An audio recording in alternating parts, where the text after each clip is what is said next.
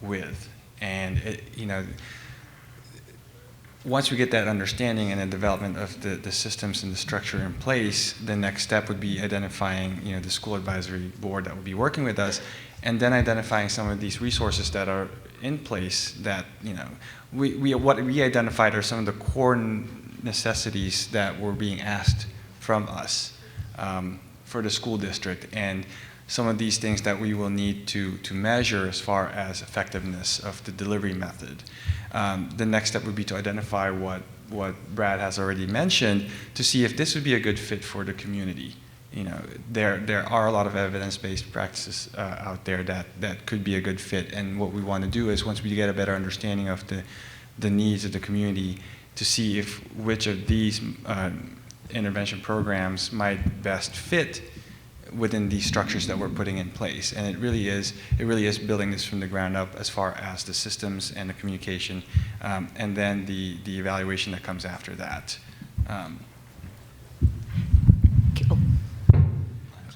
Brian. Oh, sorry. Yeah, I'd also like to add, in terms of a partnership with a university, it is important for the university to navigate the local culture rather than judge the local culture, because if you went to the Solanco School District, and I love that community, your heads might explode about certain things. And if you can't get past some of that, you can't get to the good that needs to be done. If we run, for example, mock elections with our students, the Republican candidate will win 99% of the vote, even in kindergarten. The community has its own defined values and norms. So the community would be very suspicious of university people working with them, unless we bridge that and we navigate that. And I think that's important. So each culture is unique, and it is cultural work that's happening. I would just briefly, before I pass it on, just to end on a hopeful note on my end, one of the things we try to do with our teachers is make sure that they recognize that actually all of our employees, our custodians, our food service workers, our bus drivers, they're all part of something greater than themselves. So the content, the subject matter is somewhat irrelevant to what we actually do. So missing in core instructional time to address certain issues, that's fine in my mind. But the best practitioners, the best educators are failing and succeeding simultaneously. When they look out on their classroom, they see the students they're not reaching, they're not engaging, they're failing. And they also see the students that they're having those small victories with. And that simultaneity of that is kind of what's enjoyable as well. So when we're talking about trauma-informed schools, if teachers can make an impact, one student at a time, 2 students, 3, I mean, that is compelling, that moves teachers forward. And I think that's what's one of the most enjoyable and fulfilling parts of the profession as well. So it's all worthy work, regardless of the core learning that takes place. Can I give a really cheaty answer? I see this as the beauty of the research to practice gap. I also see this probably through the lens of praxis, where we have this theory, action, reflection cycle. So I hope I gave you the reflection piece with some of the historical institutional pieces, not to be, but just to acknowledge that there's structures in place here that we have to be aware of. And we have Brad with the theory of this the theory and practice of this intervention, the technical pieces of this intervention.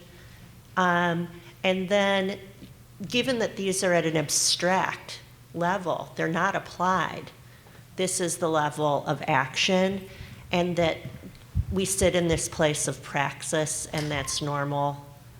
And that we want to be sure that we allow ourselves to sit in the space of how are we going to make this work together so it goes on the ground.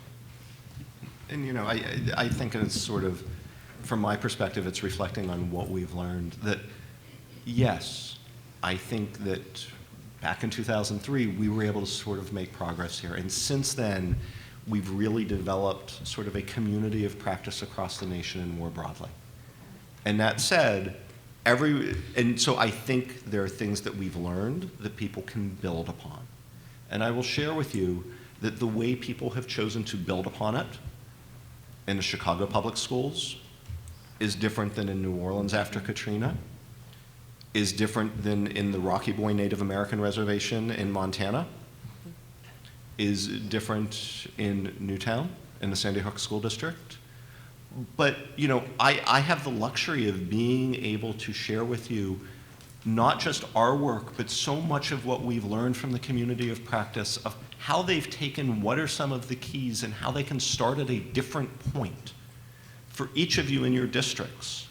I think we're much better off than we were a decade ago in what we've learned. But that said, our relationship was with LA Unified initially, and then with others. And it's that type of relationship that Brian and Carla have talked about that really is going to determine which of these core things that we learn can we adopt, and how do we need to modify them and reinvent them so that they are appropriate and relevant and helpful and successful in this community. And so I don't see it as a dichotomy. I see it as really a community and a movement sort of moving forward where we're all fortunate to be able to learn from each other, from our successes and from our failures. And I can't wait for 5 years from now where I'm going to be able to learn from Carla and say, hey, Carla, those things you guys did, there are going to be rural communities in Iowa and in Nebraska and in other places that can learn from what you guys did and how you modified what you did in Pennsylvania that apply. Can we use our platform to be able to share it? And I really think that's what makes all of us stronger. Just to kind of end, I brought this back up just to bring back the applied implementation science framework, where if you look at the first step, it's usable interventions. And so again, it's not reinventing the wheel, but it is bringing in the systems and everything else in place, taking into account that culture. Once we have the usable, once we get an understanding of the culture, then we identify some of these usable interventions that can then be implemented.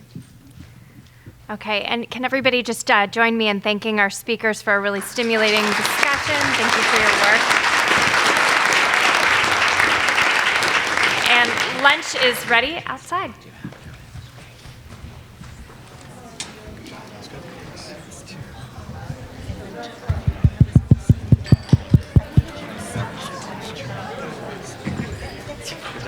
It was sort of implied, but I'm not sure I actually said it. But.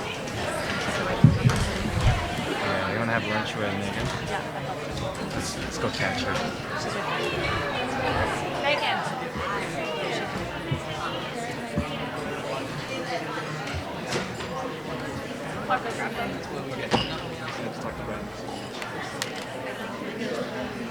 I know this is a problem that has been a long-standing concern about teacher training. I do think that this is given much more attention, but I don't buy